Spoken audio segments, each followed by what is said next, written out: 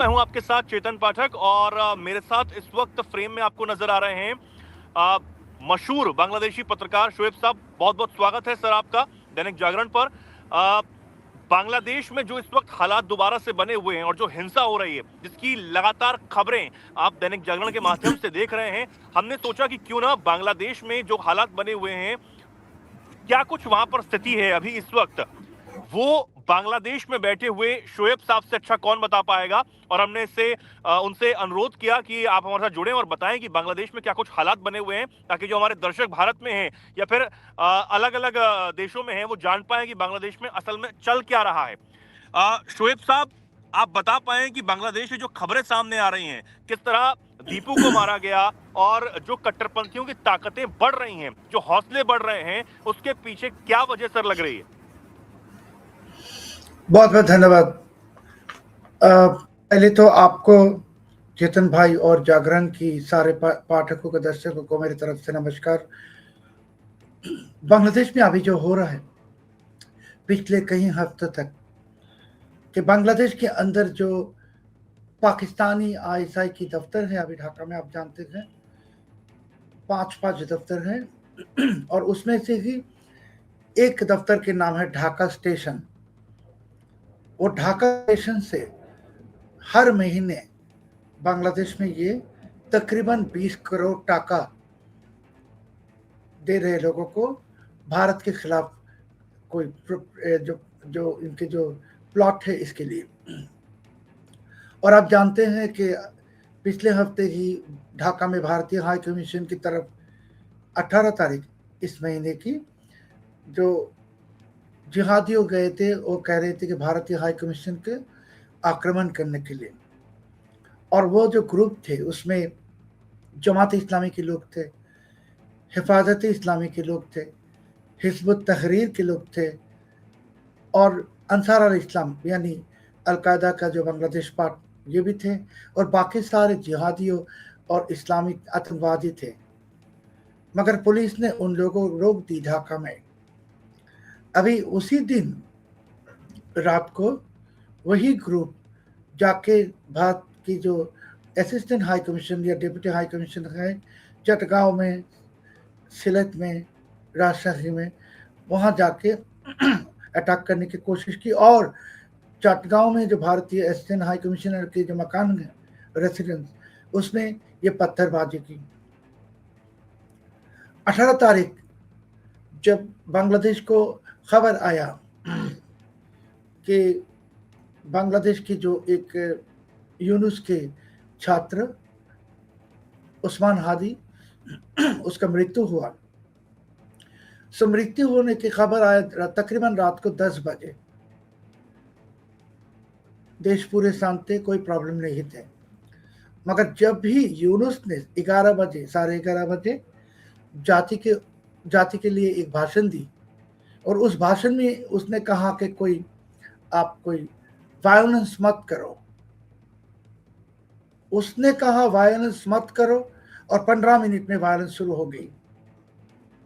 पहले तो अटैक हो गई प्रथमाल और डेली स्टार पत्रिका के ऑफिस, जो दोनों पत्रिका ही भारत विरोधी है, यूनुस के सपोर्टर हैं। और जिहादियों को भी पिछले साल की जिहादी तख्तापलट में जो 2 न्यूज़पेपर प्रोमिनेंट रोल प्ले की, ये 2 डेली स्टार और प्रथमाल थे।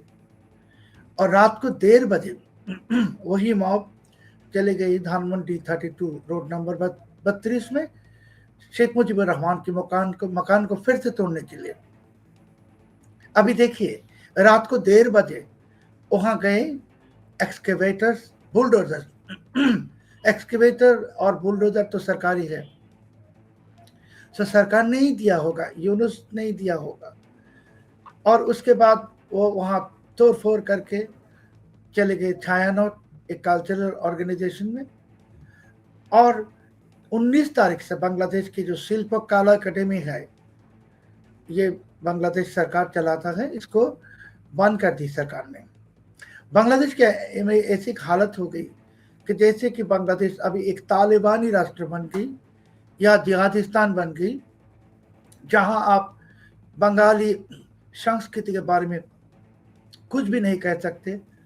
और आप ये भी जानते हैं चेतन भाई कि 18 तारीख रात को ही मेमनसिंह जिला की डिस्ट्रिक्ट के भालुका नाम के एक एरिया में एक हिंदू युवक दीपू चंद्र राय को जी कहा कि इन्होंने धर्म अवमानना की और इस्लामियों ने उनको पिटाई करके हत्या की, करने के बाद उनको जला दिया खुलेआम।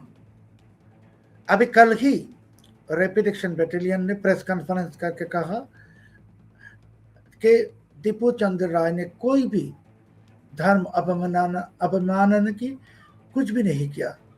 अभी राय आप देते हो 20 तारीख 2 दिन बाद क्या एक्शन हो रहा है शोएब साहब, क्या एक्शन हो रहा है? क्योंकि कई वीडियो सामने आए हैं, कई तस्वीरें सामने आई कि दीपू को किस तरीके से मौत के घाट उतारा गया। क्या यूनिट सरकार उन हत्यारों पर कोई एक्शन ले रही है? कुछ हो रहा है? देखिए वो जो आप भी सुने होंगे, मैं भी सुनता हूँ कि 10 को पकड़े गए, मगर वहां तो 10 नहीं थे, खूनी थे कम से कम 100। सबके तो चेहरे दिखाई दे रहे साफ साफ वीडियो में। और जो 10 को पकड़ा है इसको रिमांड भी नहीं लाए। आप ऐसे एक घटना हुआ, इतना बड़ा घटना, आपने अरेस्ट किया तो रिमांड में लाइए, पूछताछ कीजिए और कौन कौन थे, कोई रिमांड नहीं हुआ। हमारे को लगता है ये पूरे एक आयवाश है, 2-3 दिन में 4 दिन में इसको जमानत में छोड़ देगा। और कल ही आप जानते हैं दूसरी एक हिंदू युवक जिनका नाम है गोपाल या गोविंद, दोनों ही उनके नाम है, गोपाल गोविंद। ये रिक्शा चलाता है, इनके हाथ में जो सनातन धर्म की जो रिस्ट बैंड होता है जी लाल रंग की, ये थे जी। और वो रिक्शा चलाते चलाते कहा कि कोई तकलीफ हो रहा है तो जय माँ दुर्गा, जय माँ दुर्गा कह दी तो वही रिक्शा के पैसेंजर उसको पकड़ ली कि तुम भारत के एजेंट हो, रॉक के एजेंट हो। अच्छा। आ गई मॉब जिहादियों, पहले उनको पिटाई की, बाद में उनको पुलिस को हवाले करी और पुलिस ने जब उनको ले जा रहा था फिर से वही जिहादी उनको छीनने की कोशिश की। अगर छीन सकते तो इनको भी दीपू चंद्र राय के जैसा कल पिटाई करके हत्या कर देते। और दीपू चंद्र राय को हत्या ही नहीं किया, जो खबर अखबारों में आते नहीं है कि दीपू चंद्र राय के घर में जिहादियों घुसे और जिहादी घुस के लूटपाट की और वहां जो औरतें थे फैमिली मेंबर उनको बेइज्जत की। सब औरतों को बेइज्जत किया। एक इनोसेंट आदमी को आप लोग मार डाले जिहादी। और सर एक बहुत बड़ा सवाल है, कई लोग ये जानना भी चाहते हैं, शायद कई लोगों के मन में ये उठ रहा होगा, क्या वहां पर जो अल्पसंख्यकों के साथ, खासकर हिंदुओं के साथ जो कुछ हो रहा है, क्या वो भारत के खिलाफ नफरत दिखाने का एक ऑप्शन है? क्योंकि जिस तरीके से आप बता रहे हैं कि एक रिक्शे वाले को सिर्फ इसलिए पीटा जाता है क्योंकि वो जय मां दुर्गा बोल देता है और उसको भारत का एजेंट और रॉ का एजेंट बताया जाता है, तो जिन अल्पसंख्यकों को पीटा जा रहा है, मारा जा रहा है, क्या वो भारतीयों पर एक गुस्सा दिखाने का एक ऑप्शन भरे? ये जिहादियों की दुश्मन है सनातन धर्म, हिंदू, भारत भी। देखिए पिछले साल क्या हुआ, जय श्री राम कहा हिंदुओं ने एक समावेश में, तो चिन्मय कृष्णदास को बंद कर दी। क्यों जय श्री राम कहा? और वो कहते हैं कि बांग्लादेश की झंडे के ऊपर सनातनी झंडा लगाई। वो भी बिल्कुल ही झूठ है। मगर कल हम लोगों ने क्या देखा, हादी के जनाजे के वक्त पे बांग्लादेश के झंडे के ऊपर अलकायदा के झंडा, बांग्लादेश के झंडे के ऊपर इस्लामिक स्टेट के झंडा, कोई एक्शन हुआ नहीं हुआ है। सो बांग्लादेश को ये जो जिहादी कट्टरपंथी हैं, ये भारत को हैरान करने की कोशिश कर रहा है और भारत को हैरान करने की इजी टारगेट है जो अल्पसंख्यक हिंदू। हमें भी कह रहे हैं, हमारे न्यूज़पेपर भी कह रहे हैं कि हम जिहादी को साथ नहीं देते, हम क्रिटिसाइज करते हैं, तो मुझे हमारे न्यूज़पेपर को कह रहे हैं कि ये रॉक की न्यूज़पेपर है, मैं रॉक का एजेंट हूँ, कह रहे रॉ से पैसा मिल रहा है। सो मैंने एक जिहादी जिसने पोस्ट दिया उसको मैंने फोन करके कहा, भाई रॉ से पैसा मिलता है, तुम्हें जो पता है तो पैसा तुम्हारे पास होता होगा, भेजो मुझे पैसा। सो इसे खामखा इल्जाम लगा देते हैं। या तो आप रॉक एजेंट हैं, नहीं तो आप हिंदू हैं। हिंदू होना कोई गुनाह है क्या? ये बांग्लादेश में जब 1971 के जंग हुआ, चेतन भाई आपके जानना भी जरूरी है, जो 30 लाख शहीद, उसमें 90% हिंदू थे। 27 लाख हिंदू ने जान दी बांग्लादेश के लिए। जो 5-6 लाख माँ बहन की इज्जत गई, उसमें 80 to 85% हिंदू थे। सो हिंदू ने जान दिया, कुर्बानी दी इस देश के लिए, माँ बहनों ने इज्जत दिया, और अभी आप हिंदू को ही दुश्मन की तरह ट्रीट करते हो। इस देश में 1947 में हिंदू पॉपुलेशन थे तकरीबन 40%, जी 40, अभी आ गई 8%। या तो आप हिंदू को मजबूर करते हो भारत चले जाओ, नहीं तो हिंदुओं को जोर जबरदस्ती धर्मांतर कराते हो, नहीं तो खून करते हो। जब भी बांग्लादेश में कोई भी पॉलिटिकल वायलेंस होता है, फर्स्ट टारगेट बन जाता है हिंदू। शोएब साहब, एक सवाल मेरा ये कि कुछ खबरें, कुछ रिपोर्ट्स ये भी कह रही हैं कि आपके जो बांग्लादेशी सेना प्रमुख हैं वकारुज्जमा साहब, और उनकी बातचीत भारतीय सेना प्रमुख से लगातार हो रही है। वो हालातों पर नजर भी बनाए हुए हैं, और हमारे जो सेना प्रमुख हैं वो ये भी पूछ रहे हैं कि भारत का जो संसाधन वहां पर है, जो इंफ्रास्ट्रक्चर, जो इन्वेस्टमेंट वहां पर है, क्या वो सुरक्षित है या फिर नहीं। उसको लेकर क्या कुछ जानकारी है सर? क्या कुछ ऐसा हो रहा है? और आपको क्या लगता है कि क्या भारतीय सेना को कोई एक्शन लेना चाहिए, भारत को कोई एक्शन लेना चाहिए? देखिए, भारत की सेना प्रमुख बांग्लादेश की आर्मी चीफ को फ़ोन किया था, जनरल वकारुज्जमान को, जैसे आपने बताया, मैंने भी सुना है। और जनरल वकारुज्जमान तरफ से भारत को ये निश्चयता दिया गया कि बांग्लादेश में भारतीय दूतावास और भारतीय जितने बिजनेस एस्टेब्लिशमेंट हैं, इसके सुरक्षा देंगे। मगर मैं एक बात पूछता हूँ आपके सवाल के जवाब देने से पहले आपको ही एक सवाल पूछता हूँ कि जब ये जिहादी जंगी गए थे प्रथमाल और डेली स्टार को तोड़ने के लिए, जी, आग लगाने के लिए, आपने वीडियो देखे होंगे कि बांग्लादेश के आर्मी ऐसे हाथ जोड़ के जिहादियों को कहता है कि 20 मिनट की मोहलत दो, हम पत्रकारों को निकाल लेते हैं, बाद में तुमको जो करना है कर लो। जो आर्मी हाथ जोड़ता है जिहादियों के सामने, आतंकवादियों के सामने, उस आर्मी के प्रमुख क्या क्या वादा करेगा, वह वादा निभाएगा कैसे? इसके जो सोल्जर्स है हाथ जोड़ता है जिहादियों के सामने, आतंकवादियों के सामने। सो हमारे को लगता है कि भारत के हाई कमीशन जो है बांग्लादेश में, और भारतीय बिजनेस एस्टेब्लिशमेंट जितने हैं, सब गहरी खतरे में है, क्योंकि ये जिहादियों को, ये जो यूनुस के तानाशाही, ये मदद कर रहा है। पाकिस्तानी आईएसआई पैसा दे रहे हैं, और हमारे आर्मी हाथ जोड़ रहे इनके सामने। क्या हो गई? ये आर्मी के ऊपर आपका कैसे भरोसा करना? हमारे भी भरोसा है। जो हमारे आर्मी को जो राष्ट्र संघ ले जाता है शांति मिशन में, पराये मुल्क को शांति देने के लिए, अभी तो सवाल उठना है कि जो अपने मुल्क को शांति नहीं दे सकते, वो पराये मुल्क को कैसे शांति देगा? हमारे आर्मी को एक तरफ, एक जगह पे ले गए। आप हमारे गुस्ताखी माफ कीजिए, नाना पाटेकर का एक डायलॉग नहीं है कि सब बिल्कुल ही हिजड़ा बन गई। हमारे आर्मी, हमारे पुलिस, हमारे पॉलिटिकल लीडर, सब ये जिहादियों के सामने, आतंकवादियों के सामने हिजड़ा बन गई। क्यों बनना? 18 करोड़ बंगाली का एक देश है, और 18 करोड़ बंगाली का जो अस्तित्व है, अस्तित्व के ऊपर आघात है कि बंगाली की जो संस्कृति है, आप कहेंगे कि बंगाली की संस्कृति के साथ सनातन धर्म की संस्कृति मिलता है। तो 71 में जब जंग हो रहा था, पाकिस्तानी ने तो कहा कि ये हिंदू और मुसलमान के बीच में लड़ाई है, हम हिंदू हैं।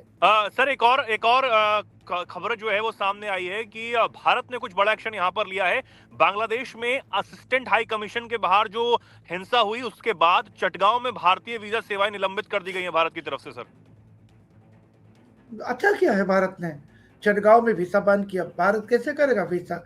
भारतीय जो वीसा सेंटर में जो काम करते हैं, इनके जो आप निरापत्ता, सिक्योरिटी नहीं दे सकेंगे, तो क्यों ये वीसा देगा? ये मुल्क जो है बांग्लादेश, बंगाली को डिसाइड करना है कि तुम कहते हो भारत में जाना है, इलाज के लिए भारत में जाना है, पढ़ाई के लिए भारत में जाना है, बिजनेस के लिए, घूमने के लिए जाओ, माना तो नहीं करते भारत। मगर आप पहले ये जिहादियों को बंद करो। ये जिहादी कहते हैं भारत को ये करेगा वो करेगा, भारत को तोड़ देगा। एक जिहादी ने कल कह रहा था, मैं हंस रहा था कि भारत के जितने एटॉमिक न्यूक्लियर बम है वो खा लेगा। सो ये जिहादी के कारण बांग्लादेश को तकलीफ पहुंचेगा।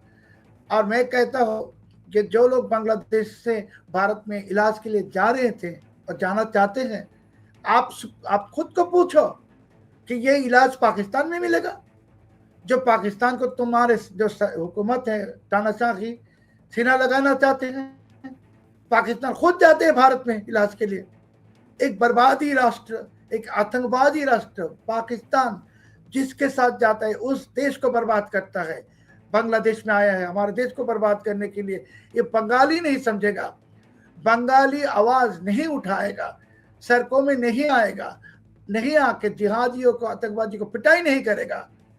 सो हमारे को ऐसे मुसीबत आज भारत की तरफ से आया, कल पश्चिमी कोई देश से तरफ से भी आएगा। बिल्कुल सर, मेरे आखिरी दो सवाल जल्दी से ये होंगे। एक और रिपोर्ट सामने आई है, उसमें ये कहा गया है कि बांग्लादेश में अब पाकिस्तान के 8 आतंकी संगठनों के कैंप बनाए जा रहे हैं और वो सब कुछ जो है भारत के बॉर्डर के इर्द गिर्द हो रहा है, मतलब भारतीय बॉर्डर के आसपास हो रहा है। एक आतंकी जो कैंप है वो तो म्यांमार और इसी के साथ भारत का जो त्रिपुरा है, मिजोरम है, उससे सटे हुए इलाकों में बनाया जा रहा है। तो सीधे तौर पर अगर हम कहें कि जो पाकिस्तान का आईएसआई है, पाकिस्तान के जो आतंकी संगठन है, वो बांग्लादेश में हावी हो रहे हैं। चेतन भाई देखिए, पाकिस्तान के सिर्फ आतंकवादी कैंप भी नहीं, लश्कर तैयबा का कैंप हुआ बांग्लादेश में, जैसे मोहम्मद का कैंप भी है। मैं ऑन रिकॉर्ड कह रहा हूं आपको। परेश बरुआ ढाका में है। ढाका की महाखाली DOHS defence officers housing society area की रोड नंबर 5 में एक मकान में परेश बरुआ है। तो परेश बरुआ तो एक आतंकवादी है। वो क्यों है? क्योंकि ये तो जिहादी आतंकवादी बांग्लादेश में यूनुस के जो लोग हैं ये तो कह रहे कि हम भारत की इतने आतंकवादी हैं सबको यहाँ शेल्टर देंगे। तो बांग्लादेश को आप पाकिस्तान से भी बदतर बना दी। और आपको एक खबर और भी शेयर करना चाहता हूँ, आपकी इजाजत लेके मैं, कि भारत की बॉर्डर, बांग्लादेश भारत बॉर्डर में, भारतीय बॉर्डर एरिया में जो मठ है, मंदिर है, वहां मुसलमान हिंदू लिबास लगा के जा रहे जिहादी। और ये तो आपके भारत में 26 जनवरी, आज 21 तारीख है, 26 जनवरी कोलकाता में लश्कर तैयबा दो अटैक्स करने की कोशिश में है। अब तक मैंने शायद आपको पहले वाला प्रोग्राम में बताया था, इंटरव्यू में। सो परेश बरुआ ढाका में क्यों? परेश बरुआ ढाका में क्यों? भारतीय बांग्लादेश भारत बॉर्डर में आतंकवादी कैंप होगा? क्यों लश्कर तैयबा का कैंप होगा? क्यों लश्कर तैयबा यहाँ आ रहे? क्यों ISI आ रहे? पाकिस्तानी आर्मी क्या कर रहा है? क्यों पाकिस्तान को यहाँ 5 दफ्तरें खोलने की इजाजत दी इस तानाशाही ने ISI को? सब पूछना है। सबसे पीछे है यूनुस। यूनुस चाहते हैं बांग्लादेश को गाजा बनाने के लिए, और बांग्लादेश को गाजा बनाने के लिए वो चाहते हैं कि बांग्लादेश के साथ भारत की एक वार शुरू हो जाए और बांग्लादेश बर्बाद हो जाए। सर, मेरा आखिरी सवाल ये रहेगा कि अब कैसे हालात जो हैं वो सुधरेंगे? क्या कुछ करना चाहिए? बांग्लादेश में क्या कुछ हो पाएगा? क्योंकि आपसे जब हमारी पहले बातचीत हुई थी सर कार्यक्रम में, उसमें आपने कई सारी बातें और कई चौंकाने वाले खुलासे जो हैं वो किए थे कि बांग्लादेश में क्या कुछ चल रहा है और आने वाले समय में क्या कुछ हो सकता है। और वो कहीं ना कहीं जो आपने बताया था कि किस तरीके से हिंसा जो है वो अभी भी रुकी नहीं है, वहां पर हो रहे हैं। मोहम्मद यूनुस को कहा जा रहा है कि वो बिल्कुल फ्री हैंड दे चुके थे उन कट्टरपंथियों को, वो अब सब कुछ दिखाई भी दे रहा है। कैसे हालात सुधरेंगे सर? कैसे लोकतंत्र बहाल होगा? भारत की कितनी मदद लगेगी? चेतन भाई, भारत दुनिया की एक बहुत ही ताकतवर देश है, बराबरी है, डेमोक्रेसी, ओल्डलेस, सबसे पुराना डेमोक्रेसी और बहुत ही ताकतवर। अभी भारत की जो मीडिया है, जागरण, दैनिक जागरण और बाकी सारे मीडिया, उनके पास हमारे एक गुजारिश है कि ये जो यहाँ जो चल रहा है इसको इंटरनेशनल ले जाइए, कवर कीजिए, एक्सपोज कीजिए। और भारतीय सरकार सिर्फ नहीं, भारत के बाकी सारे जो संगठन है पॉलिटिकल पार्टीज भी है, इनको भी ये सब चीज वेस्टर्न पॉलिसी मेकर्स के सामने ले जाना चाहिए कि देखो तुमने क्या हालत की बांग्लादेश को, और एक जिहादिस्तान बना रहे हो, और ये जिहादिस्तान तुम बना रहे हो, ये भारत की नुकसान थोड़ा ही पहुंचाएगा। ये बांग्लादेश जिहादिस्तान अगर बन जाएगा तो ये बांग्लादेश जिहादिस्तान अमेरिका के लिए, पश्चिमी मुल्कों के लिए सबसे बड़ी थ्रेट बन जाएगा। जी बिल्कुल, क्योंकि जो हालात सर वहां पर बने हुए हैं और हम इतने दिनों से जो देख रहे हैं वो बेहद चिंताजनक हैं, बेहद परेशान कर देने वाली तस्वीरें वहां से लगातार सामने आ रही हैं। लेकिन सवाल ये है कि मोहम्मद यूनिस चुनाव से पहले ही ये सब क्यों नहीं रोक पाए, और जो पहले हुआ उन्होंने बड़ी बड़ी बातें की सेना प्रमुख के साथ। खैर सर आपकी हिम्मत की दाद देनी होगी कि बांग्लादेश में रहकर ढाका में इस वक्त आप मौजूद हैं, अगर मैं सही हूं ढाका में ही, तो वहां पर रहकर आप जिस बेबाकी से पत्रकारिता कर रहे हैं, वहां पर जो चीजें हो रही हैं उसको दुनिया के सामने आपने रखने की कोशिश की है, और आप बड़ी हिम्मत के साथ कर रहे हैं। आपको भी बधाई सर, और आपने दैनिक जागरण से बात की उसके लिए बहुत बहुत शुक्रिया। हम आपसे जुड़ते रहेंगे, वहां के हालातों पर जानकारी आपसे लेते रहेंगे, और मैं चाहूंगा कि आप अपना भी ख्याल रखें, सुरक्षित रहें। बहुत बहुत धन्यवाद सर हमारे साथ जुड़ने के लिए, बहुत बहुत शुक्रिया। नमस्कार।